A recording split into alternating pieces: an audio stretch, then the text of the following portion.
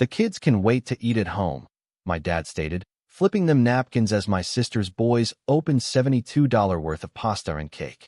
Her husband snickered. Next time, try feeding them first. I simply replied, understood. When the server returned, I rose and declared, emotional hook.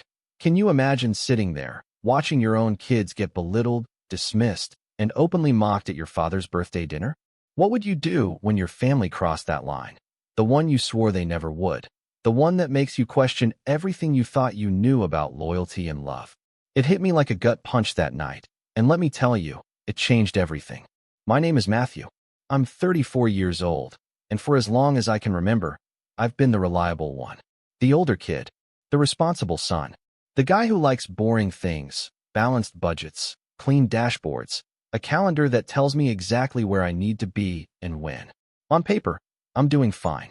I've got two amazing kids, Evan, who's 9, and Sophie, 6. Shared custody with my ex-wife, Erin. A compact SUV I can actually fix myself. And, believe it or not, a credit score my dad loves to brag about. Usually right before he asks me to co-sign something, just this once. Growing up, I was always the background guy. My sister, Jenna, she's 2 years younger, and she was the star of the show. Prettier, louder, always somehow between jobs, but living in apartments that looked way nicer than mine. My parents, Carl and Marie, they'd treat her like she was a miracle worker just for remembering a dentist appointment. Me? If I didn't drop everything to fix their Wi-Fi, I was suddenly the ungrateful one. For years, I told myself it wasn't favoritism, just different expectations. Dad would say, you know, your sister's not good with details, as he handed me a bill. And Mom would add, you're so organized, Maddie. You don't mind, do you? I minded. Oh, I absolutely minded. But I just swallowed it. It sounds dumb, but there's this one memory that just sticks. I'm 12, Jenna's 10. We're at a school fair. She wins a goldfish. And then, clumsy as ever, she drops the bag. Splat. I ended up spending my entire allowance on a new bowl and food. That night, Dad patted my shoulder. You're a good brother, he said. Jenna fell asleep with the bowl right by her bed. Next morning, the fish was floating, and Mom sighed at me for setting the bowl too close to the vent. See, the pattern never changed. If Jenna messed up, someone else should have planned better. Always. Fast forward to last Saturday night. Dad's 61st birthday. He picked this fancy sit-down restaurant, white tablecloths, a menu that made you Google half the words. He claimed it was because you only turned 61 once, which, fair. But I knew the real reason. Jenna had been dropping hints like anvils. She wanted to post photos somewhere bougie. We snagged a big corner table. Me, my kids, Erin, were civil, thankfully, my parents, and Jenna with her husband, Chuck. The waiter placed heavy water glasses. The room smelled of butter and wine. Get whatever you want, Dad declared, flipping his menu open. It's a celebration. I just looked at the prices and did my usual silent math. It's a reflex now. Sophie leaned into me. Can I have the pasta with the twirls? Pappardelle, I whispered. We'll see, kiddo. Then Jenna, totally oblivious, waved the waiter over like she owned the place. We'll do 2 truffle pastas, extra mushrooms, and the lemon cake to go, she said, tapping her nails on the phone case I bought her last Christmas because she said hers accidentally cracked. When the food came, the first dish, shimmering with shaved truffles, landed right in front of Jenna. The second, identical one, went to Chuck. Then, 2 fancy white boxes followed, carefully placed next to their elbows. My kids stared, their little eyes wide. The boxes smelled like a bakery, heavenly. Sophie whispered, Is one for us?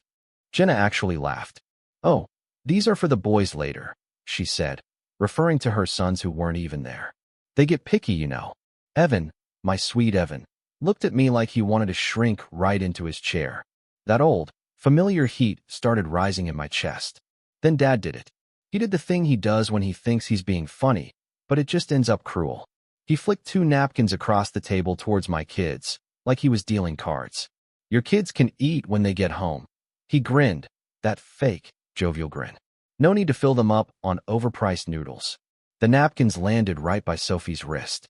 Chuck chuckled beside Jenna. Next time, feed them first, brother. I just said, got it. But my voice felt flat, hollow. And when the waiter came back, asking if we needed anything else. I stood up. My chair legs scraped loudly against the floor. Everyone at the table looked at me. That was it. That was the first crack. I didn't choose to be the responsible one. It just happened, like water finding the lowest point. In every family crisis, the question was always, "Where's Matthew?" followed by, "He'll handle it." At 17, I was the one picking Jenna up at midnight from parties because she couldn't call mom. At 19, I was Venmoing Dad $220 when his debit card glitched 2 towns over. By 24, I was a full-blown insurance agent, sitting at a tidy desk, 2 monitors glowing, my voice steady for people on their absolute worst days. I got good at details because my life demanded it. I learned the policy codes, the fine print, how to deliver bad news in a way that felt clear and survivable. Jenna, on the other hand, she learned something else, that I'd always say yes if she framed her issue as urgent and family. The landlord needs it by noon. The tow truck won't release my car without a card on file. The daycare late fee is insane. The amounts were never huge at first. $168, $120, $185, but they stacked, brick by brick. Every time I tried to put one down, another landed. When Aaron and I got married, Mom said, "Don't invite too many people. Weddings are expensive." She still cried because the flowers were too simple. On our wedding day, Jenna arrived late, then swiped the centerpiece from our head table for an after-party, posting photos like she'd bought it herself. My parents, after we'd put down deposits, paid what they could, which turned out to be exactly $0. And then, for years, they'd joke about how they helped us start our life. And I just let them. When Evan was born, Dad called to say, "Congrats. Boys are expensive." The first night home from the hospital, exhausted, Jenna called me in tears. She couldn't figure out her new car seat. I went over. I installed it. And she Venmo requested me for the pizza I ate while I was there. $13.74. I accepted the charge. I told myself, it's not about the pizza. It never is. It's about that invisible scoreboard my parents kept, flashing it at me only when they needed something. By the time Sophie arrived, Aaron and I were wobbling. Not because of the kids, no, but because I was constantly on call. For my clients, for my parents, for my sister. If Dad's water heater broke, I was there. If Mom's phone updated and logged her out of Facebook, I was there. If Jenna forgot to renew her car insurance. The irony. I wrote a binder at 10 p.m. and drove across town to deliver it.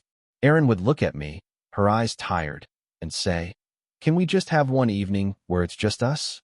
And I'd answer, "It's family." Like that was some kind of magic spell. It wasn't a spell. It was a wedge. Money became the language of love in our house. Dad loved when I covered checks because you make more than teachers, as if Erin's job didn't count, or my income was community property for 4 adults. Jenna loved when I fronted deposits with no return date. Mom loved telling relatives all the things she thought I'd bought them, the new washer, the iPad, that weekend at the cabin.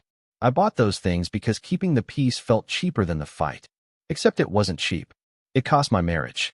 It cost my self-respect. My divorce 2 years ago was clean on paper. No dramatic secrets, no affairs.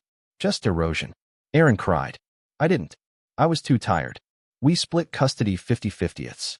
We share calendars. We're decent. She even still invites me to the kids' school nights if it falls on my off week. I show up with snacks and stay until the folding chairs make my back ache. My parents framed the divorce as my failure to keep a woman happy, but also as my success because I stepped up financially.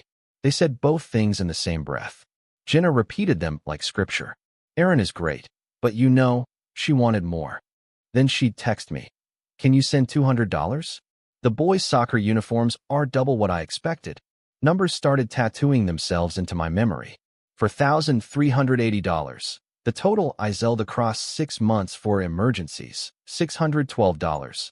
The biggest restaurant bill I paid after Dad slapped the table and said, "Put your card down, big man."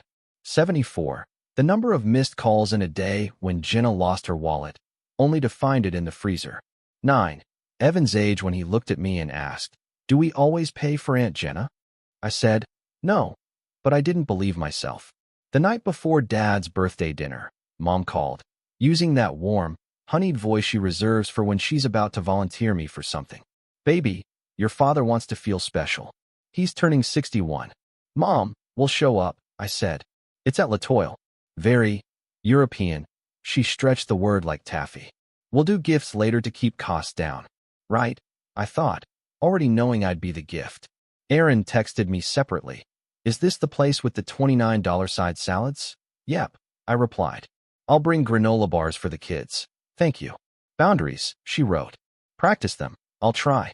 She sent a thumbs up, then a heart. So, back to the dinner. The scripts clicked right into place.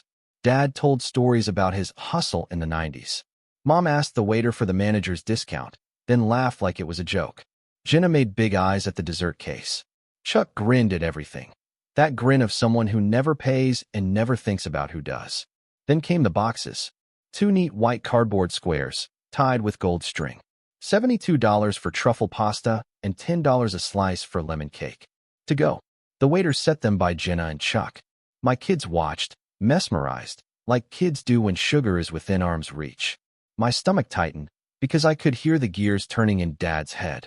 He likes to guide children's appetites by lecturing their parents. He looked at me. Your kids can eat when they get home. The napkins flew. Next time, feed them first, Chuck added, his voice dripping with condescension. The table chuckled. Mom did that, we're just joking face. Inside my head, a door clicked shut. It wasn't the price. It was the message. Loud and clear. Asterisk your kids are less. Your needs come later. Your place is to provide, not to ask. Asterisk, I didn't argue. I didn't lash out. I did what I trained myself to do for years. I observed the scene like a claim adjuster. Facts, timing, damage, coverage. I reminded myself to breathe. Then the waiter returned, a little leather book and a pen tucked like a toothpick. Anything else right now? He asked lightly. I stood up. Yes. The table went quiet in that slow, embarrassed way when people sense a speech coming. But I wasn't going to make a speech. I was going to make a boundary. Could we split checks by household? I asked the waiter. One for my parents, one for Jenna and Chuck, and one for me and my kids. My voice was calm, almost boring. Jenna blinked rapidly. What? Dad laughed, a fake, booming laugh, like I'd told a good one. Sit down, bud. You put your card down. We'll Venmo later. No, I said. We're going to split it now. Chuck smirked. Dude, don't be tacky. Aaron reached for Sophie's hand under the table. She didn't say anything. She didn't have to. The waiter looked at me like he'd seen this movie 100 times. Of course, I can itemize, he said, already pulling out his notepad. Dad leaned back, crossing his arms. Since when? Since tonight, I said. Mom's smile tightened, a thin, painful line. Matthew, don't make a scene for your father's birthday. I'm not making a scene, I said. I'm making a choice. Jenna's eyes cut to the boxes beside her elbow. Are you serious right now? These are for the boys. I caught that, I said. They're hungry, she insisted. They're not here, I replied. And I hated how steady my voice was, like I'd practiced it in the mirror. Maybe I had, in different words, for years. Dad drummed his fingers on the table. Don't punish your sister for being prepared. Prepared, I said, my voice rising slightly despite myself. She ordered $72 of pasta and boxed it while my kids were told to eat at home. That was a joke, Mom said quickly, desperately. Your father was teasing. Sophie looked up at me, her little face confused. Evan stared at his water, like it held the secret to teleportation. The waiter cleared his throat. I can take cards now and work on the split. Here, Jenna said, shoving the leather book towards me. Just do it and send requests. You're better at that stuff. I didn't touch it. No. The word hung there. It wasn't loud. It was heavy. The kind of no that stops time because it doesn't need explanation. Dad leaned in, his voice low and dangerous. You're embarrassing your family. I leaned in the same amount, matched his tone. My family is these two, I said, nodding at my kids. And they're not an embarrassment. Chuck snorted. Drama. Chuck, Aaron said, her first word all night. He shrugged. Just saying. I turned back to the waiter. Can you also add 2 kids' pastas to our side? Plain butter. No truffle anything. Absolutely, he said, and for the first time, I saw a flicker of respect in his eyes. Dad slammed his palm lightly on the table. Not enough to make noise, just enough to declare his authority. You don't tell us how to spend our money. I'm not, I said. I'm telling you how I'm going to spend mine. Mom tried the soft approach. Matthew, honey, be reasonable. I am reasonable, I said. Reasonable is not paying for everyone and being told my kids can eat later. Jenna rolled her eyes. Oh my God, it's just pasta. It's respect, I said. The waiter hovered, sensing the tide turning. Should I come back? 1 minute, I told him, then faced my parents. I'll keep it simple so there's no confusion. Dad opened his mouth. I held up a hand. He closed it. That never happens. That's how I knew I'd already left something behind. I've covered a lot of checks, I continued, my voice steady. I've co-signed a credit card I'm still getting statements for. I paid your overdue property tax last winter because Mom called me crying. I covered Jenna's toe. I put down deposits. I get it. I make decent money. But I'm an insurance agent, not a charity. I'm not your emergency fund. No one said you were. Mom snapped, her voice cracking. You didn't have to, I said. Jenna folded her arms across her chest. So, tonight you want a medal for ordering noodles? I want a boundary, I said. And I'm drawing it right now, in public, because in private you pretend not to hear me. Dad's cheek twitched. This isn't about noodles. You're right, I said. Chuck coughed out a laugh. Closure. Did someone die? A version of me did, I said. Aaron's hand squeezed Sophie's. Evan looked up at me with something like relief and fear mixed together. The waiter returned with a pen. I'll split those checks, he said quietly. Thank you, I said, handing him my card. Dad's voice chased him. We're not doing this. You don't have to like it, I said, looking Dad directly in the eyes. You just have to live with it. Jenna whispered to Mom, but it was too loud. He's really doing this. Mom whispered back, not tonight. Dad murmured, he'll cave. He didn't know me anymore. Or maybe he never did. The kids' pastas came quick. The kitchen had seen this movie, too. Butter, salt, a flurry of Parmesan. Sophie smiled. Evan said, thanks, Dad. You're welcome, I said, and ate my own food with a calm I didn't feel until that moment. When the checkbooks returned, I signed mine. $74.58 with tip. Reasonable for a fancy place. Dad didn't reach for his. He slid it closer to me with one finger, like a dare. Last chance. No, I said, standing up. I helped Sophie with her jacket, reminded Evan about his hat. Aaron stood too. We'd driven separately, but she hovered like a shield for the kids. You're walking out on your father's birthday, Mom said, her voice thin. I'm walking out with my children, I replied. We'll call to say happy birthday tomorrow. You'll regret this, Dad said, his face dark. I used to think that. I told him, looking at him one last time. Turns out, I regret all the times I didn't do it sooner. I put a hand on Evan's shoulder, a hand on Sophie's back, and we left. The restaurant door whooshed behind us. The night air was sharp, cold, but it felt like someone had finally opened a window in a stale room. In the car, Sophie swung her legs. Are we in trouble? No, I said, buckling her in. We're in a new story. New stories don't start clean. They start with noise. Sunday morning, my phone looked like a siren. 32 texts, 18 missed calls, 11 voicemails. The family group chat had gone from dinner at 6 to Matthew. How could you? In under 12 hours. I didn't answer right away. Instead, I made pancakes. Evan measured flour with the seriousness of a bomb tech. Sophie whisked. We ate in our pajamas. The house felt different. Not safer, not yet, but honest. At 10:17 a.m., Mom called again. I picked up. Matthew, she said, no hello. Your father didn't sleep. I did, I replied. You humiliated him. I split a check. You made a scene. I set a boundary. She inhaled, that long, practiced sigh. You've always loved making everything about you. I looked at the Legos scattered on the floor, the science kit spread across the counter. Last night wasn't about me. It was about my kids. They weren't hungry. They were told to wait, I continued, while other kids got boxes. By their grandfather. On purpose. That was a joke, she insisted again, as if repeating it would make it true. Not for them. She changed tactics. You know your sister struggles. She's trying. Chuck's job is unstable.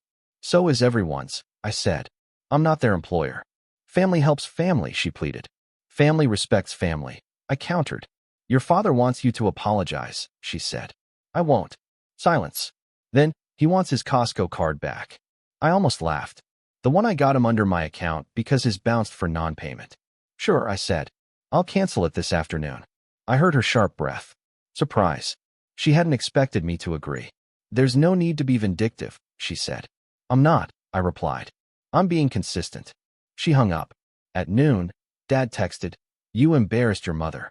Be a man and take responsibility. Don't come by until you can behave.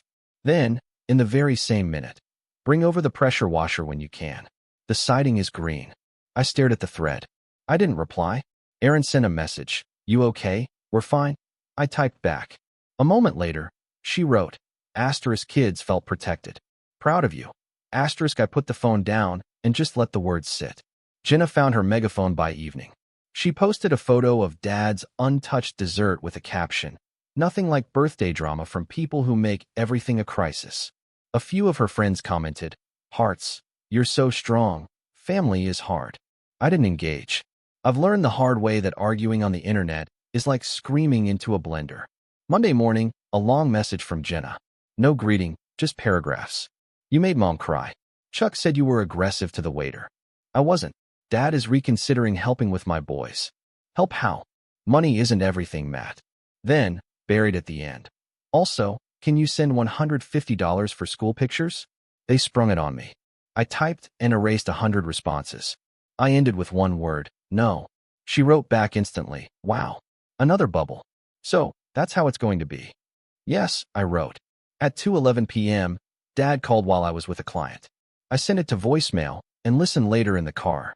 You owe me respect, he began. You'll apologize to your mother for your tone. You'll admit you overreacted, and you'll put the family first again.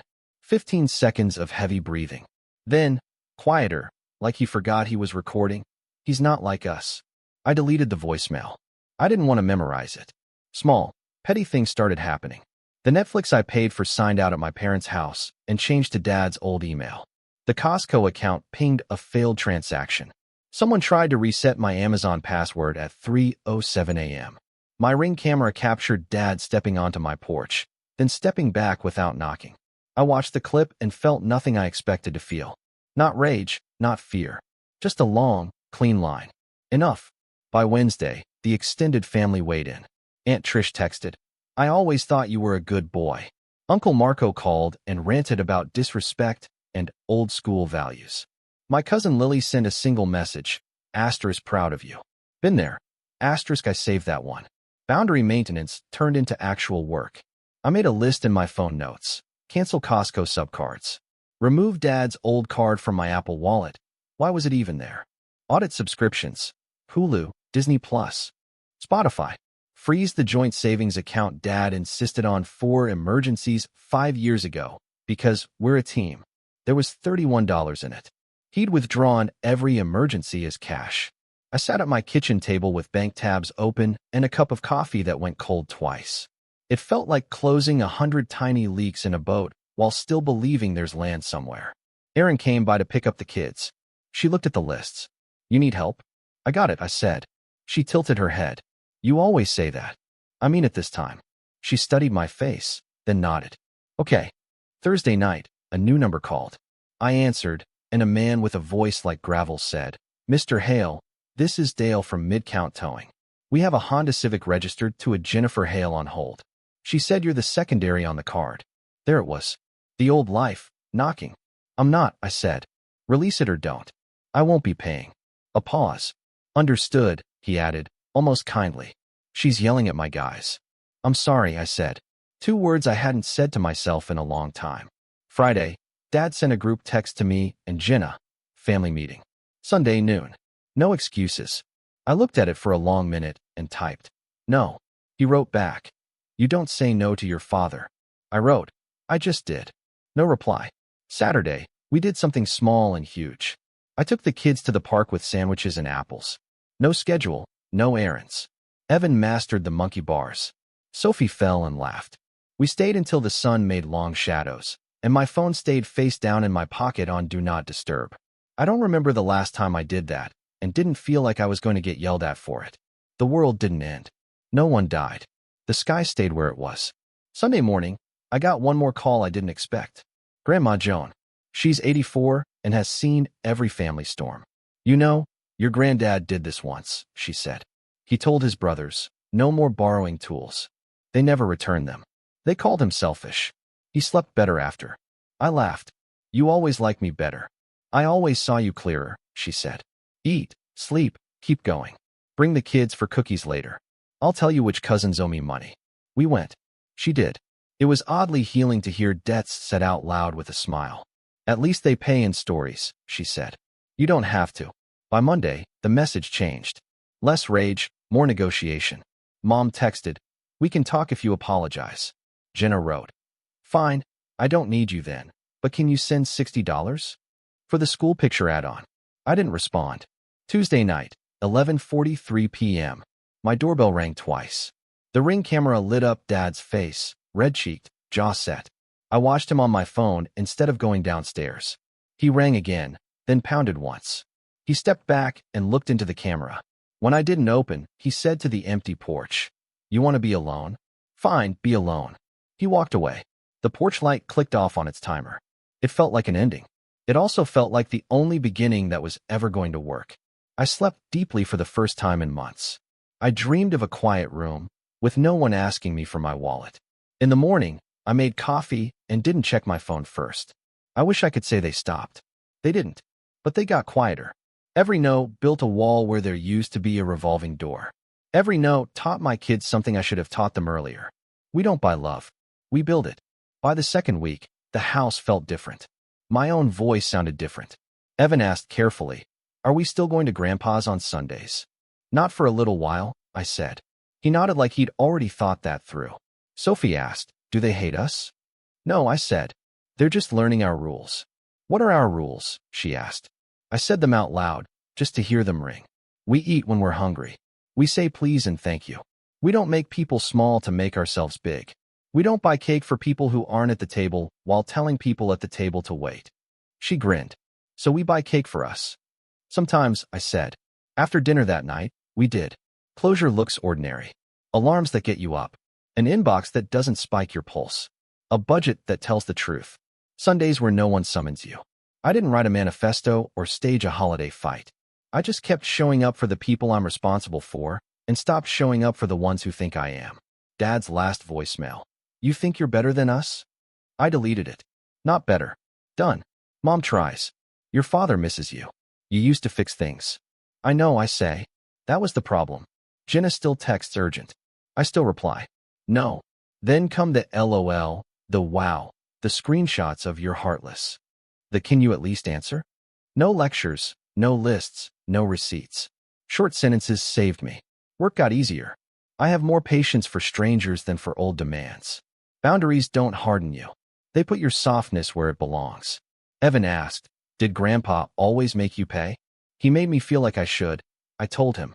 I don't want to feel like that. You won't, he said. Not for me.